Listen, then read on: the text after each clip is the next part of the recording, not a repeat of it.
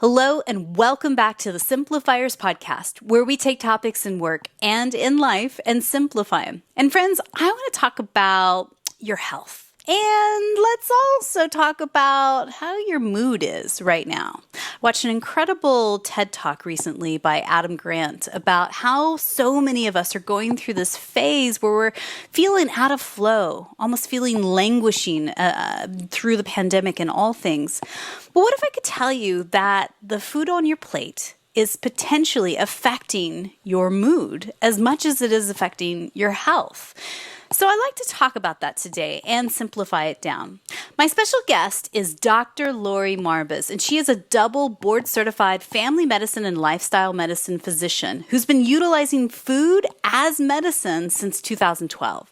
She's the first managing editor for the International Journal of Disease Reversal and Prevention. She's also the co-founder of Plantbased telehealth, which focus on the prevention and reversal of chronic diseases utilizing lifestyle medicine. She's also a podcaster, the host of the Healthy Human Revolution podcast. So I'd like to welcome to the Simplifiers podcast, Dr. Laurie Marbas. Hi, and thank you for having me. I'm excited to be here. Well, I'm super thrilled that you're here as well. And I will back up and say about, I would say a year ago, because of a conversation I had on the podcast, got tipped over the edge to finally eliminate meat from my diet. So Michelle Cainover at the World of Vegan, challenged me for 7 days. 7 days turned into 30, which turned into 12 months later.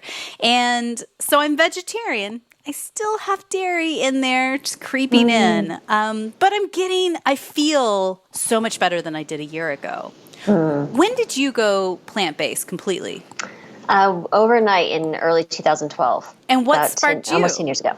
Yeah. Well, that's a fun story. I've been a physician for a little over 2 decades or almost 2 decades. I guess the cool thing was after I got out of the military, I was in the Air Force. I was active duty Air Force. And so came back. I was stationed in Virginia, and we decided we want to live in the Rocky Mountains. So we lived on the west side of Colorado in a little town called Rifle. Interesting place to go plant-based. And so I had a patient come in one day who mentioned that meat and dairy had upset her stomach, and I was like, well, this is a very obvious thing to do, is let's stop meat and dairy, 30 days, come back, and we'll just start adding in things slowly and see kind of what the triggering problem was. And, it's sort of like an elimination diet. Yeah.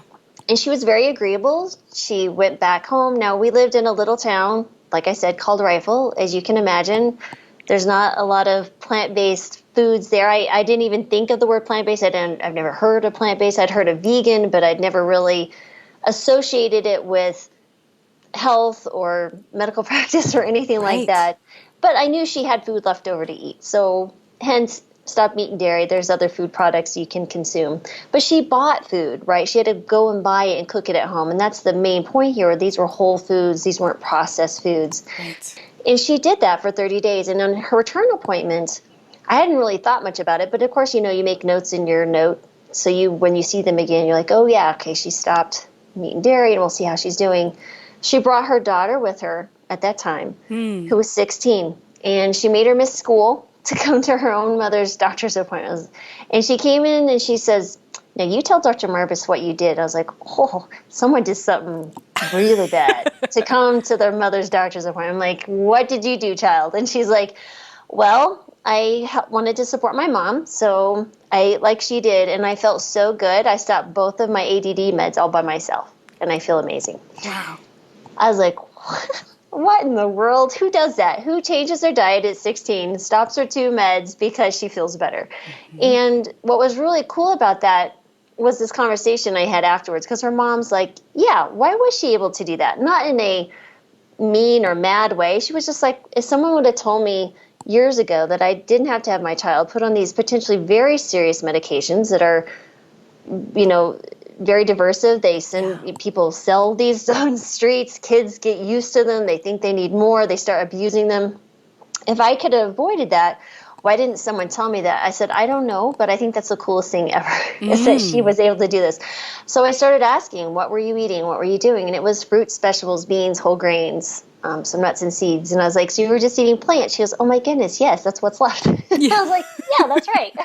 So I finished that appointment. I went on the internet and I Googled plant-based diet and ADD, and sure enough, a book came up that was T. Colin Campbell's book, The China Study. I ordered it on Amazon, got it in a day or so, read it in 2 days. It's 400 pages. I was intrigued because as you're reading it, he's talking about cancer prevention, turning off and on cancer genes with changing, the food source. And I'm just in awe thinking back on my own medical education and my own experience, Yes. saying, medical school is really all about reactive medicine. We get someone who's ill, they seek out medical care at that time, and we respond with medications, with interventions, with whatever.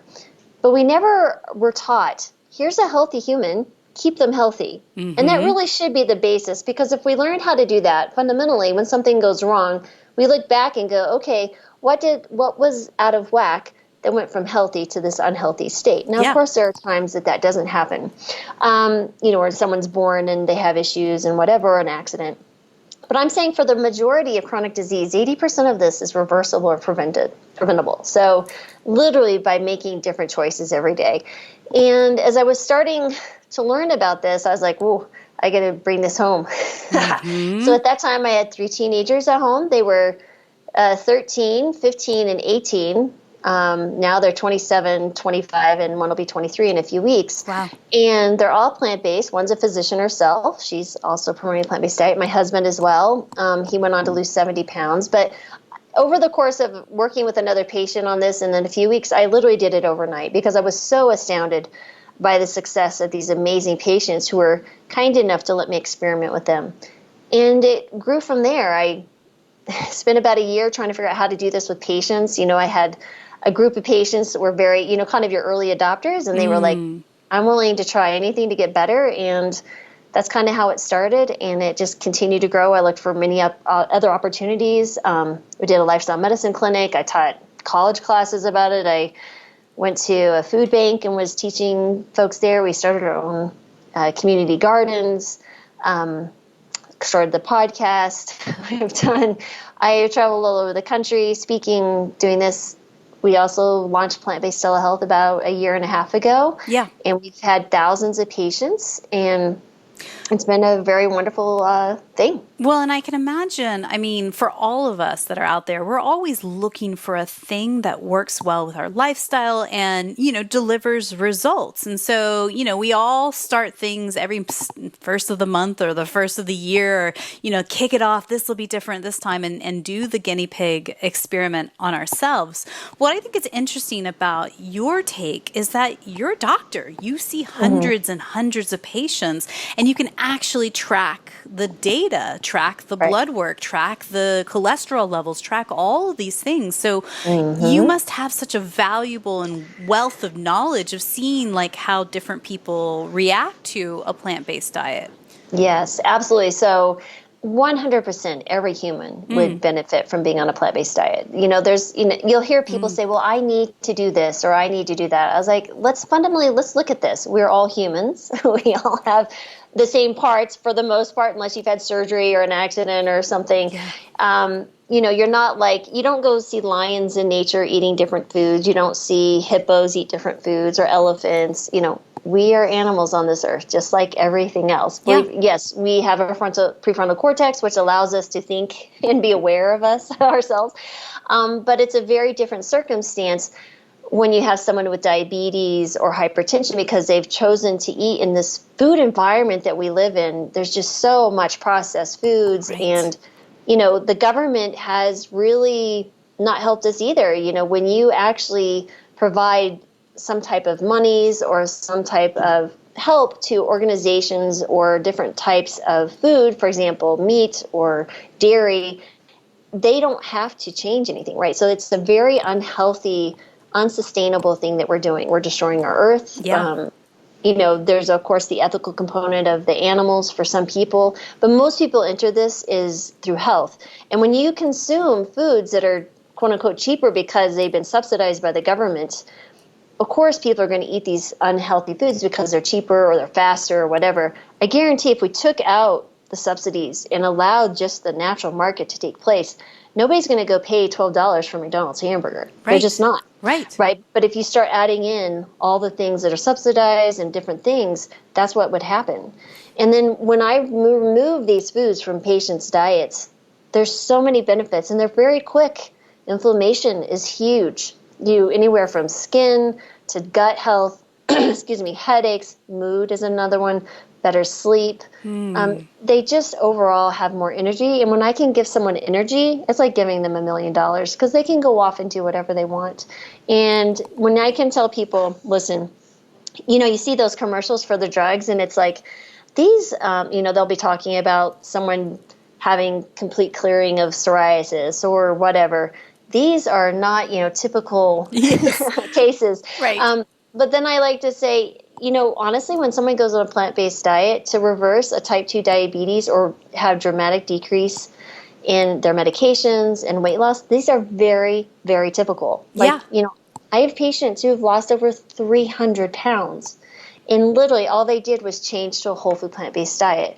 So when you see these dramatic changes in the lives they lead from one, side of the spectrum to another, it's highly encouraging. It's very addictive, and you just want to keep doing it. And it's just been such a blessing and such a blast to be a part of someone's health journey. Yeah. And I imagine a lot of people are starting to kind of wake up to this idea. I mean, there have been many documentaries that have been released over the last 10 years or so. I mean, the one I think of that comes to mind first that was out the gate was Forks Over Knives, which, side note, everybody that's listening, anything that we talk about today, there will be resources and clickable links to all the things on our show notes over at the Simplifierspodcast.com.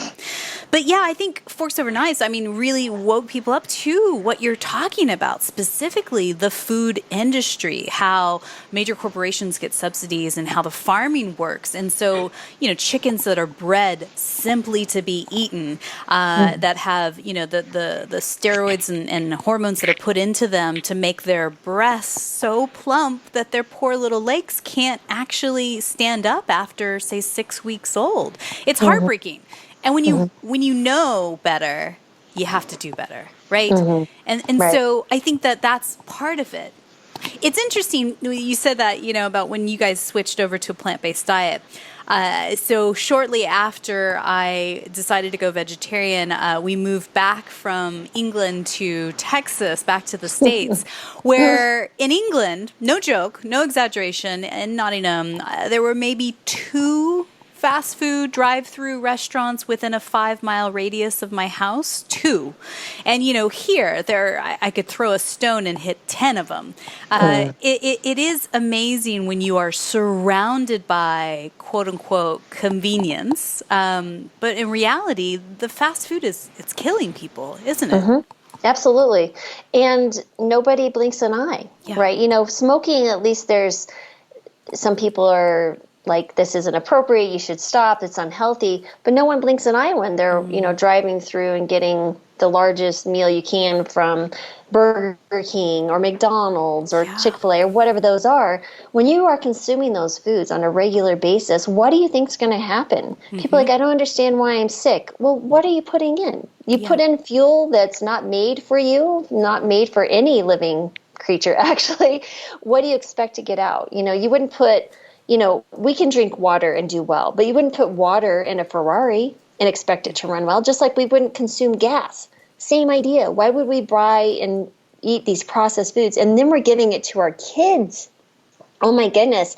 We're getting young teenagers, pre-adolescent kids who are developing type 2 diabetes, which, 20, 30 years ago was unheard of. And people are going, well, my parents had diabetes. No, what you've inherited is their lifestyle. Right. You didn't inherit the diabetic gene. It just didn't suddenly pop up in the last 50, 60 years. You inherited a lifestyle of eating, of being sedentary, of not thinking about, this is the one body I have for this entire life. I better treat it well, Yeah. because there's no replacement parts. Well, at least not very many Yeah. that are going to have a cost to them. Well, and I think about the study written up by Stanford. Journalist Michael Pollan had estimated that 20% of all American meals are actually eaten in a car. I mean, 1 in 5, like that makes me so sad. I have been so guilty of it myself, because it's a hamster wheel trap of like busy and like, oh, I didn't make time to eat lunch. And so I've just got to, press the big red F it button and just get whatever's fast and convenient, shove it into my mouth, run to my next appointment, whatever it is. I mean, I've done it a bazillion times over. And I think that there is so much of that going on. Again, it's availability to this food that isn't really food, right? Mm-hmm. There must be a stage process of going from consuming primarily fast food behind the wheel of your car to, going and eating more whole foods, or going like Meatless Monday, and then going vegetarian, and then making the leap and going fully plant-based and vegan. I mean, it's hard for some to leap from Whataburger to actual real food. Right, absolutely. If anything, I do help people, when they're transitioning from a standard American diet, which is, the acronym is SAD. It really is quite a sad diet. When you look at that, they may very well not even have the basic cooking skills, right? That's a really sad thing that we've done, is that we haven't put our kids in the kitchen from the time they were little, because we're running around like madmen trying to get them to 6 different sports activities and all these other things and whatever, which again, that's a whole nother discussion on parenting and what we should be doing.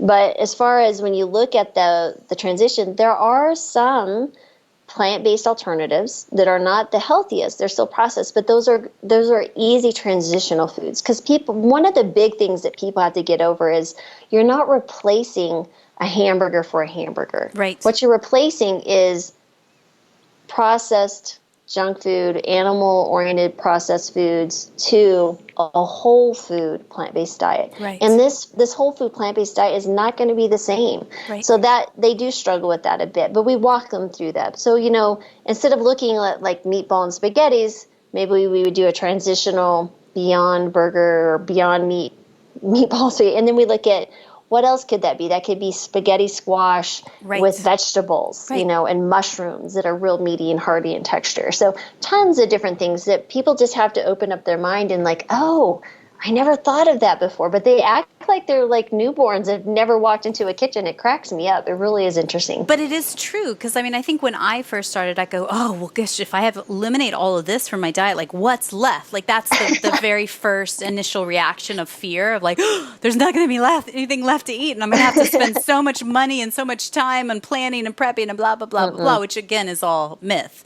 Right. So for somebody who's ready to improve their health, what would you say is then the first step? How do they begin? Yeah, so I think the first step is determining what your health goals are, right? And are you someone who's in their 20s and just wants to feel better or decrease risk because mom and dad have whatever? Yeah. Or are you 45 to 55 and you have the diabetes, the hypertension, you're exhausted, your kids are growing older, you're like, wow, am I going to be around in 10 years to be for them? So there's going to be urgency. So if I have someone who's more sick, I'm like, we need to move a little bit faster. Sure. Because for me, your life is important and every day counts. For someone who's already pretty healthy and just trying to get healthier, you can maybe take a little bit more time. But the first step is imagining a future also of what it would be like to be healthy. Because I think we are out of touch of what it's like to feel normal. I truly, truly believe that. With every single day that passes that I see more patients, we are so out of touch what it's like not to be exhausted, not to have body pains, what it's like to, fully sleep a good night's rest and wake up and have energy and to think clearly and not have a foggy brain. People don't understand when you have those symptoms, that is not normal, guys. Yeah. It really isn't. Yeah. I'll be 51 in October and I feel like I'm in my 20s. That is the normal circle. That is how we should be progressing. And when people think about that, they're like, when they get a touch of it, they get a taste of it. When we get them eating that healthy diet, they're like, whoa, is this what it's like? I'm like, yes, that's it. Hold on to that, because that's what I need you to focus on. Because there will be challenges. There will be days that are busy. There will be circumstances that occur in your life that make it, you want to go back to the easy, the F it button, whatever. You can't do that, Right. And if you do, get back on the wagon as quickly as possible, because it's so important to your overall health. It's these incremental things, those very small decisions every single day that add up to a life of health. It's not just one day I've changed and I'm suddenly healthy. It doesn't work that way. Right. You have to make the decision and make every single day count. And I agree. And, if you're watching the video version of this, you could see what I see in front of me as well. Laurie does look like she's in her 20s. I mean, it is shocking to me that you have kids in your early 50s.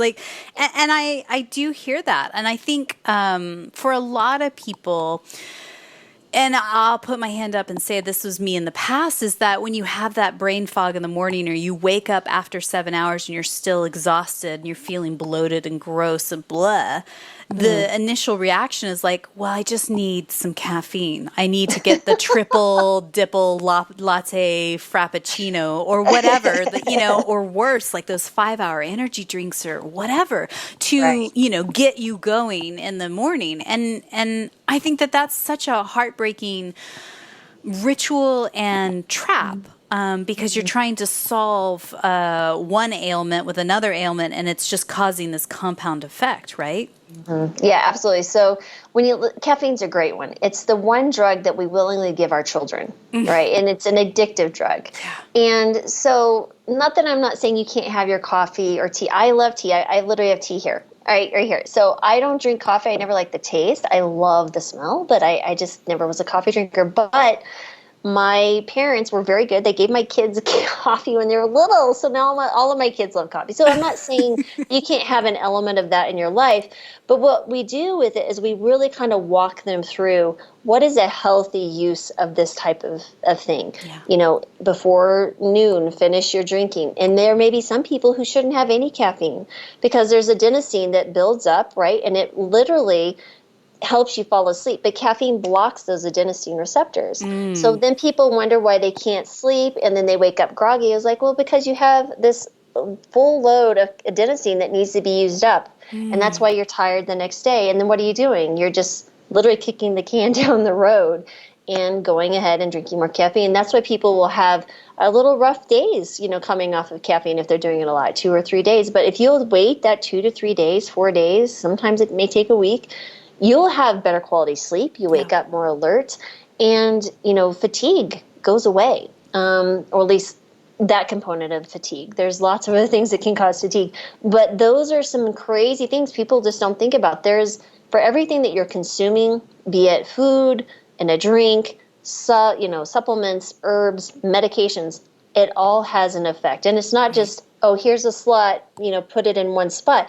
It's a system. Our body is a system that wants to stay in balance. So if you put in something that affects the system, there's going to be ripple effects. And many times you don't know how that's affecting you. So, for example, if I have patients come in and they may be complaining about a variety of things, but I've honestly had patients come in with 30 plus medications. And you cannot, as a rational human being, think that it's an okay situation for someone to be on this many medications and there's not interactions, or that one is causing a side effect and you've been given another medication to, look at that. The first thing we do is walk through their medications and stop everything we can immediately that's safe to stop. And then we look at, say, well, maybe there's some potential side effects here. When did it start? And so that's just walking through them with them, just in their own medical history, and understanding my goal is for you to be as healthy as long as possible with the least amount of medications. And if that means no medications, excellent. But if it means some, that's fine too.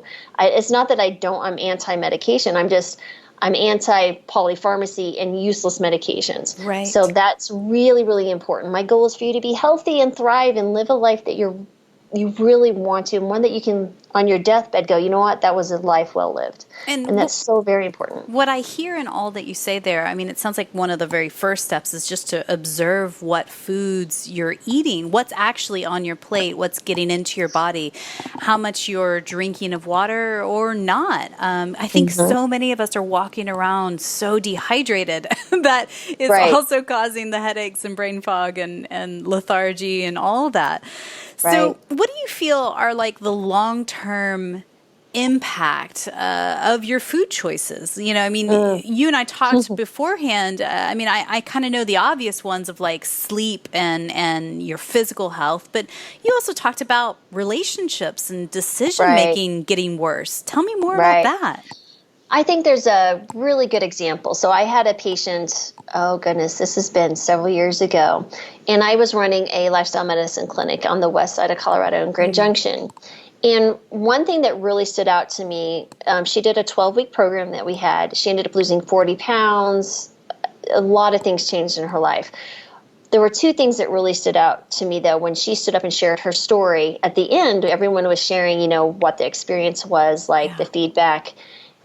And she's like, first of all, I can walk into a department store, and I had a wedding to go to. And usually I would just grab a dress off the rack and just run out because I was so embarrassed to even go and try it on. But now I feel so good in my own skin that I feel comfortable, even in those horrible yellow lights that they put in the department store changing rooms. And I felt like I looked like $1 million. And so, one, just beaming back at me was a smile that I hadn't seen in a long, long time. That was huge. So that's your self-imaging, your improvement there. Granted, yes, it was, she's looking at her physical self, but she also felt internally better. She had more energy. The second thing was that really was amazing to her story. She goes, I have energy now after work to get all the things done I need, plus some more energy. And I'm not, you know, I'm not irrational with my family, and I'm not snapping at them, and I'm not exhausted.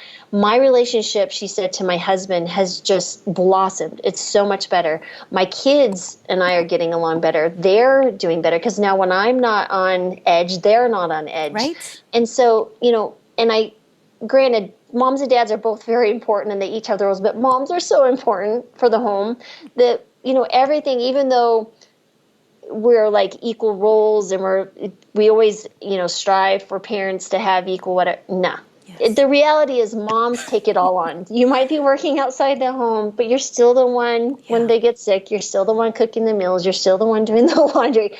But so it's so important when you have the capability, because now you're fueling your body differently, you're going to have just a different outcome of your every single day, which has ripple effects to your life. So if your kids are doing better at home, they're doing better in school. Yep. If your husband's doing better at home, he's doing better at work. And then guess what? All the people that they interact with, that's how a community changes. And it literally started with her changing what was on the end of her fork every single day for 12 weeks. That's pretty cool. And, you know, again, I think that is a great story to share because it gives a lot of us hope, you know, I mean, especially if you've been stuck in a rut of eating and rushing around and you're just like, oh, this is too hard. I can't figure it out. Like 12 weeks may sound like a long time, but, you know, it really isn't in the grand scheme of things. If you can, you know, even break that down into bite-sized pieces of 7 days and then 30 days and then 2 months and see and track the results, not just what's like the number on your scale, but like, is your skin clearer? Do you wake up with more energy? You know, is your hair healthier? Those kinds of things too. I mean, those are all the things that I've seen in the last year for myself, you know, and, you know, I imagine when I do finally take the leap and eliminate dairy out, it's going to be, you know, that much more noticeable as well. Yeah, I would encourage you to really remove the dairy, because if I have a person come up to me, it's like, I can't do meat and dairy, I tell them to give up dairy first because there's such dramatic improvements. Yeah. We are not baby cows. Yeah. You know, let's think about what milk is. Milk is made to grow a calf 1,000 pounds in 12 months. Okay, so what is that doing to a human body? Right. And then you're like, well, I just eat the cheese. I'm like, that's even worse. So now we're taking the fat and the cholesterol and all of that good stuff. Yes, I get it. It tastes good. But there are some incredible plant-based cheeses that are very comparable. And trust me, I used to be a cheeseaholic, literally.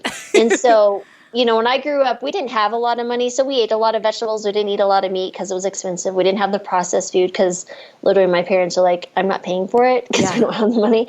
So that worked out for us, but we always had cheese and milk. So, that it was a wonder that when you stop it, all your allergies go away. My constipation that I had from childhood, for years just suddenly disappeared, upset stomachs, hives, all of that went away. And I was like, imagine that. It was because I was drinking a liquid that was made to grow a cow, and I'm not a cow. So, when you see these dramatic improvements, for example, I had a young 8-year-old patient, and her mom told me since she was 3 weeks old, she had eczema. And as she got older, it just progressed. And to see this child's skin, it looked like a turtle shell. I mean, it was just so rough. And it was literally from her back down. She was being teased at school. She was just unhappy. She was very sad. She was just like, just miserable.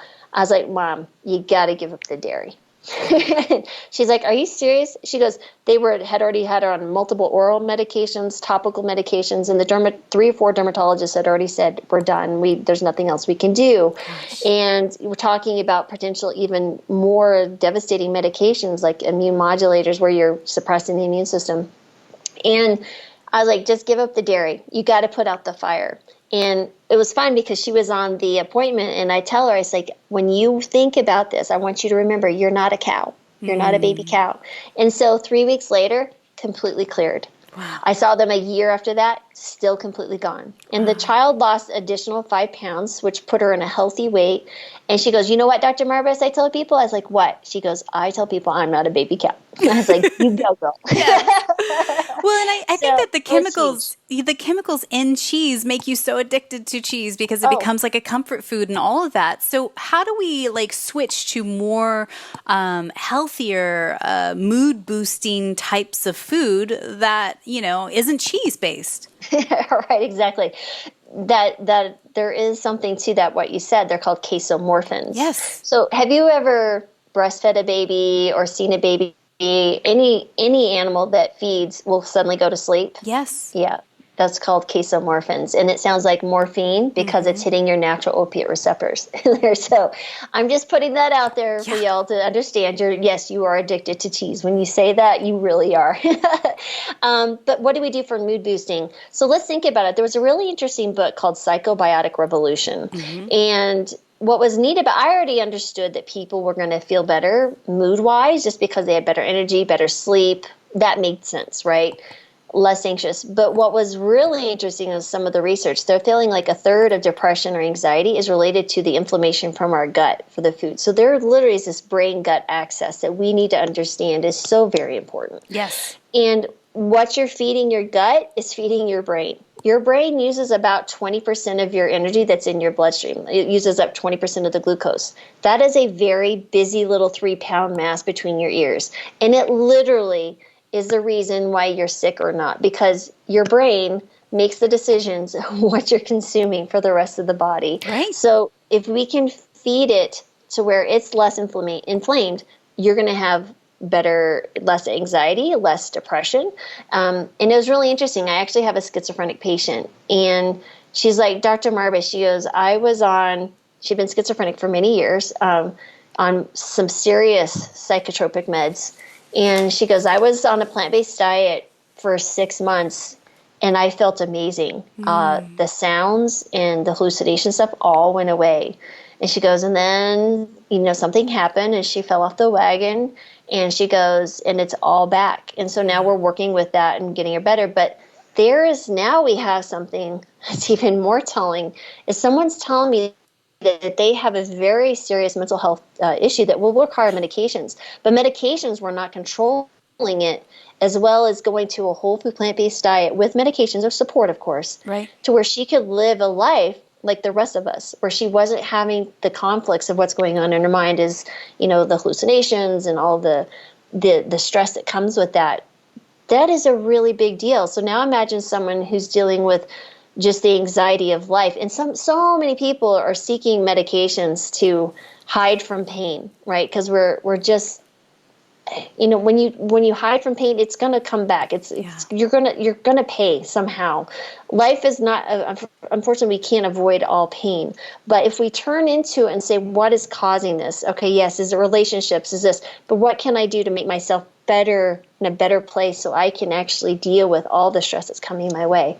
And that starts with just literally feeding your body differently. Better sleep, better nutrition. Those two keys are so important. And then you feel better, you can exercise and have all the other benefits. But literally, if I can get you eating better and sleeping better, it's a different human. So what kinds of foods or spices do you recommend then to your patients to boost their mood?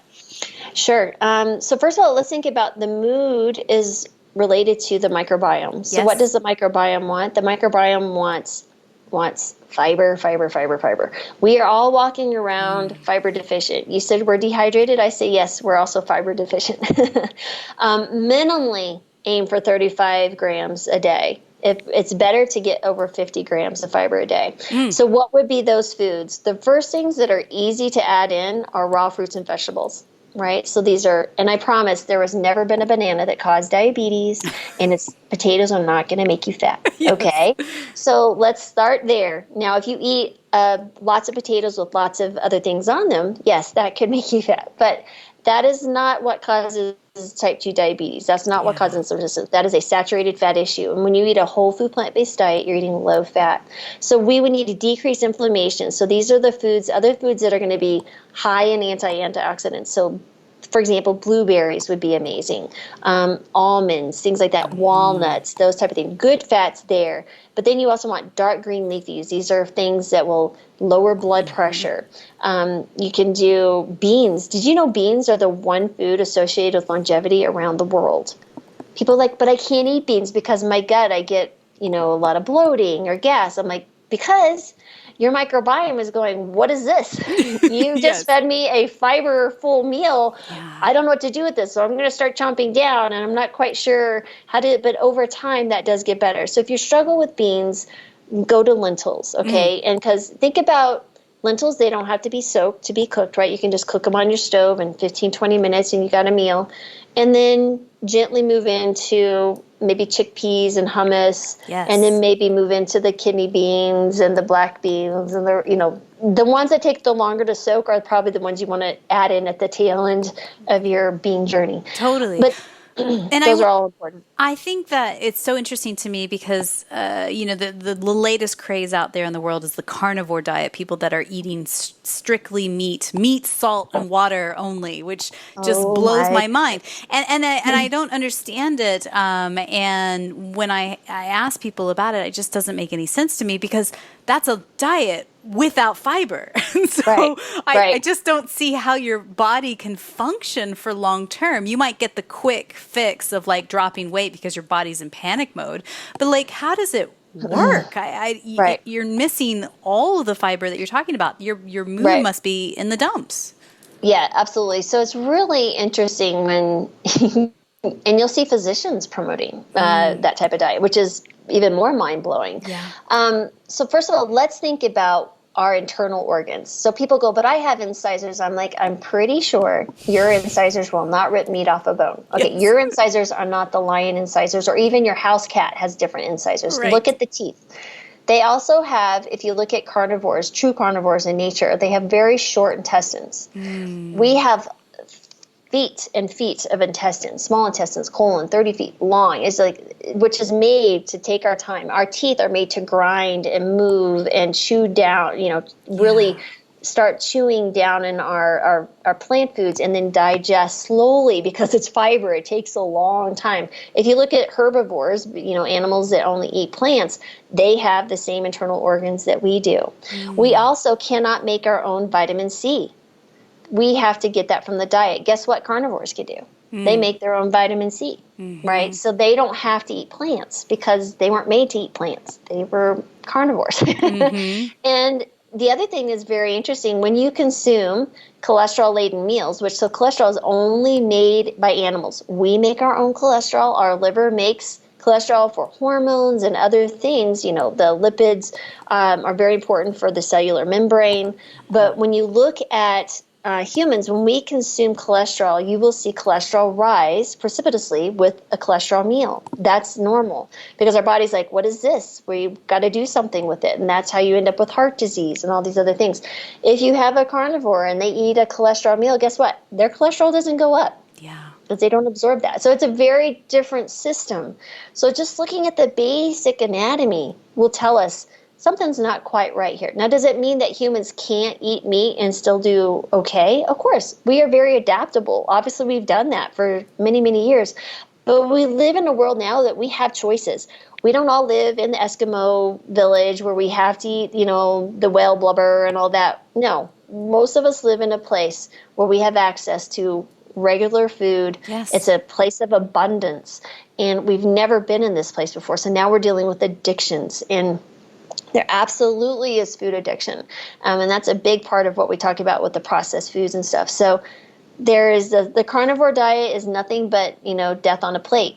Literally, it starts with death from the animal, and it's literally inviting you to the death door as well when you consume it. So it's just so important to think about is this a living meal that I'm going to be consuming, or is this a meal that's going to be putting me in more harm in the future? And I wonder also for those that are, following that diet and that fad right now, and are maybe again seeing those kind of quick fix, like, oh look, it's working, it's great, but then starting to see symptoms of things that are not right. For example, type 2 diabetes diagnosis or major digestive issues. Like, what other things should they be looking for when they go, maybe this isn't for me, like as red flags? Right, absolutely. So let's think about what that does. First of all, when you consume these type of foods, you're fiber deficient, so you may get constipation. You may get some cramping. You're also eating high cholesterol. You're eating, typically these are with a lot of salt, which will drive up blood pressure. You'll see your cholesterol drop or go up. People go, but I see blood sugar drop. Well, why would you see blood sugar drop? You're not eating any carbohydrates, which is glucose. Your body is made to live on carbohydrates. So, of course, you're not going to see glucose rise because you don't eat any. Yeah. But they're like, well, that must mean I reverse my diabetes or I reverse this. No, let's think about what you're doing. So the body is able to survive because it can go to what we call ketosis, right? So we can take certain elements of fat and make them into protein and make them into a fuel source. But why would we have that available to us as a human? Right now we're manipulating our system. We have that emergency system to be used in times of fasting. Yeah. Right. So let's go back 1,000 years to when we had to go gather our food or hunt it or whatever. There would be periods of days that we would not have food availability. We have to be able to still fuel ourselves. So we have this fat that's stored and whatever, and it's broken down, ketones, it can feed the brain. Yep. We have to have the energy to go out and do that. That's what that was made for. But now we're manipulating the system by avoiding or doing low carb or no carb and putting yourself into this ketosis state, which is very acidic, very pro-inflammatory. So I had another patient who had done not a carnivore diet, but a very low carbohydrate type of keto diet, and for years, and developed type 1.5 diabetes, whereas an autoimmune later onset of diabetes type 1. So she ends up on insulin. Her blood sugars were way out of control, 300s on average, A1C of 12 when I started working with her. And she had colitis, which is an inflammation of the gut. And within 6 months of a plant-based diet, the colitis had completely resolved. And we're talking bleeding, rectal bleeding, pain. So we literally changed her A1C, dropped from 12 to 6. The colitis completely disappeared, and she had a completely different life. And now she is like evangelical about the whole situation. That's just one story. There's so many others. Gout. You would get fatigue. Some people get mental fog. They feel tired after a while.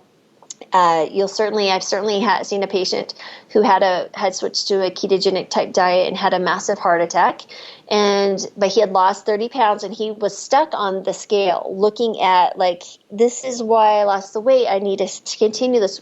even though he had a massive heart attack, ended up having surgery, came to me after having gout attacks every 3 weeks. And he goes, and I was a different platform. It wasn't a plant-based telehealth platform. And he was like, well, I was like, why do you think you're having gout? I was like, what are you eating? And he told me. I was like, you need to stop doing that. This is why you're having the gout. And he goes, but I still have, like so many more pounds to lose. I said, well, you look real nice in your coffin. And, I was like, here's someone who literally had a massive heart attack, which is the number one killer in this country of men and women is heart disease. Okay, this is nothing to play around with. Many times your first heart attack is your last because you're dead. Yeah. Okay. And that's why I tell people there's a sense of urgency with this. I'm not just some, doctor's like, oh, you eat your more fruits and veggies. I'm like, no, I'm talking about life and death here. I'm making the decision on your plate is literally your decision whether you're going to live longer, healthier or not. This is literally your choice. And guess what? You're the only one in charge of it. It's no one else's decision. Don't blame someone else. This is your decision. Own it and do something about it. And so it's so frustrating to me when people have an opportunity and they're given information and they don't act on it because they don't think they can. But you can, as so many have. Yeah. And I think crazy. It comes down to really listening to your body, right? Like, yes, you may be dropping weight in a quick way, but overall, are you sleeping well? Is your digestive system working well? Like, overall, is the brain fog there or not?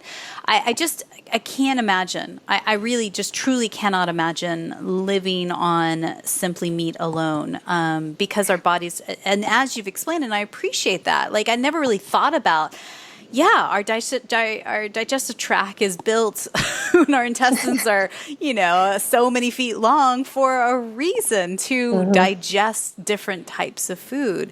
And, I think for a lot of those that are out there that are listening right now that may be on that diet and maybe going, whatever, it's not another plant-based person that Mary's got on the podcast, but truly, I just encourage you to put a little time into this. Give it an experiment for 14 days and see what shifts.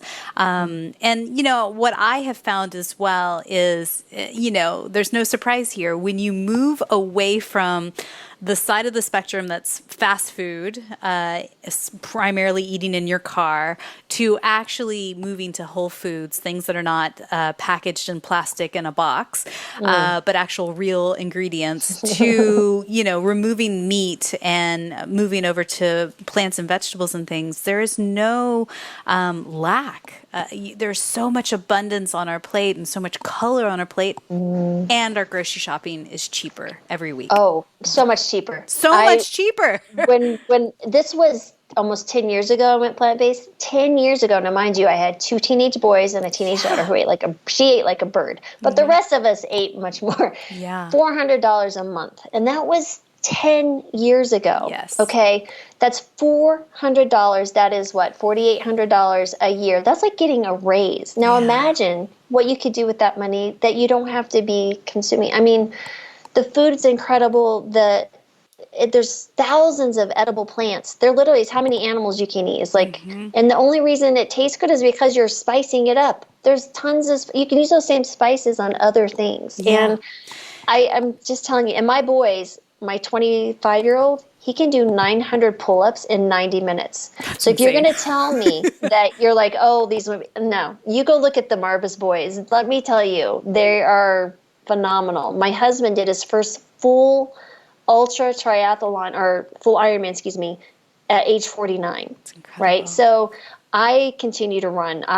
We hiked up 12,000 feet. I live in the Rocky Mountains. This is no big deal. Yeah. This is what you can do in middle age. I'm like, come on, people. There's so much more to life than what's, driving through the fast food and eating a hamburger. Yeah. Well, and I think part of it is also who are you getting your information from? And if you are living in small towns in the U.S. or anywhere in the world, really, and listening to a doctor that says, well, you just need to eat less and exercise more and take these medications, then maybe it's time to start to look for different doctors out there in the world that are giving you better information. And that's where I think the genius is in what you've got with Plantbased telehealth.com. So, in the day and age of the pandemic, one of the best silver linings is that we've now all become very used to having conversations via video. You can meet with your doctor online as well. And Laurie is a plant-based diet doctor. She knows what she's talking about, and she can point you in the right direction.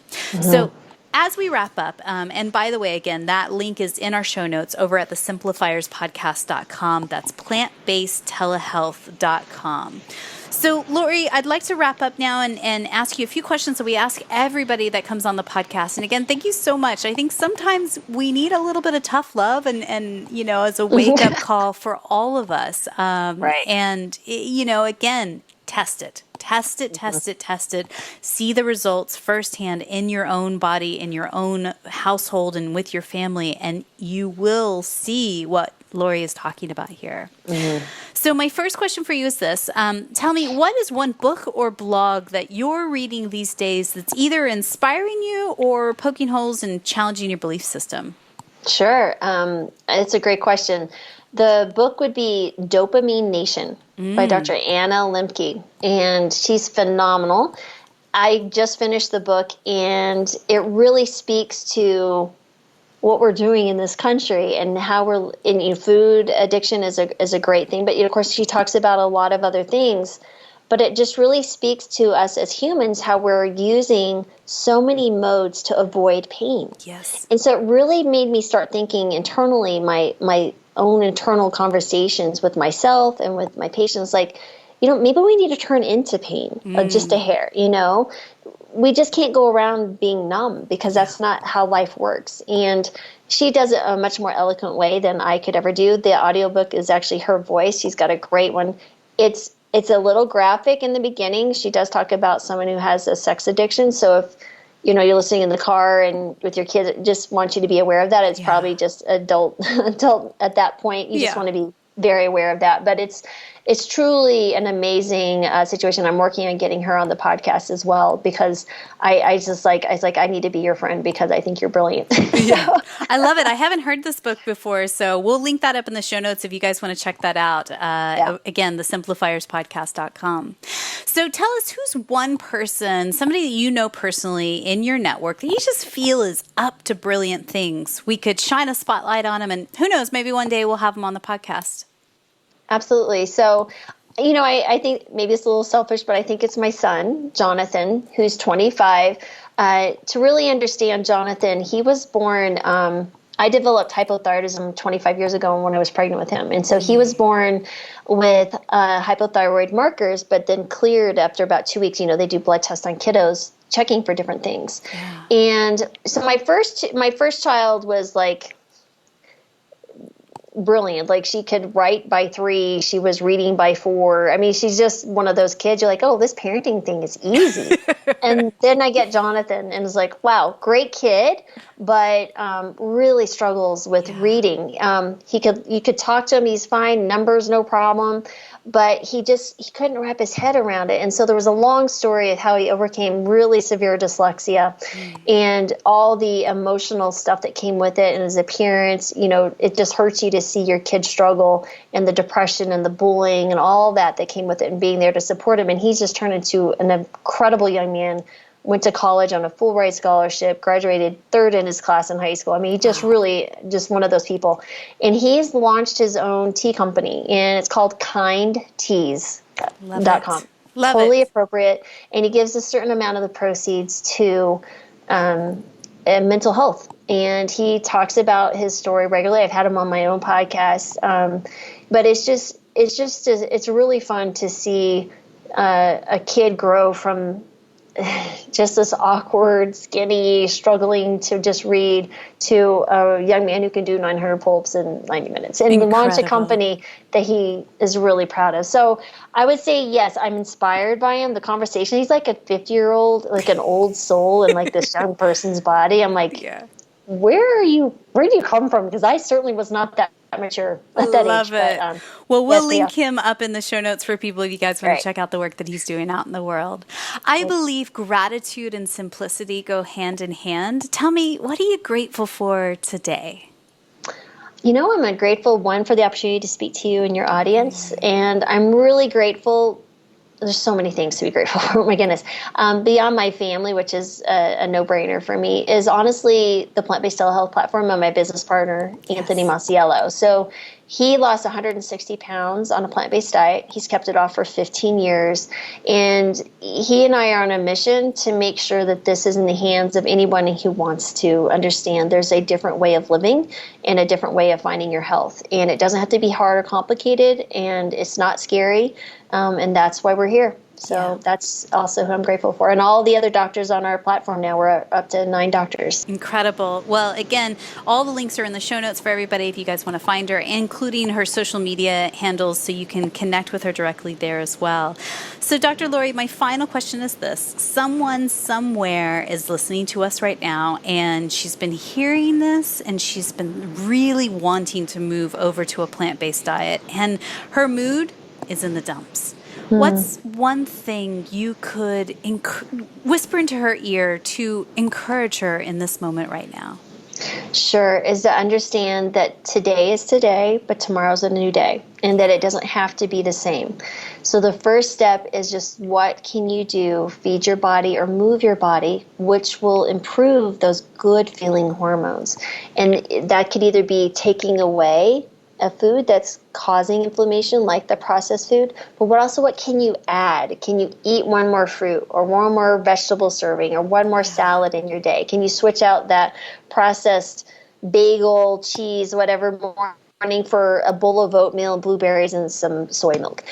Just doing those little things will start adding up, and you'll see day to day to day over time. In 30 days, you will not be the same person. And it's just really cool to look back on and see that. So I would just say, what can you add today, or what can you exchange today that would be one step closer in the right direction? Dr. Laurie, thank you so much for your wisdom today. Thank you so much for having me. This was a lot of fun.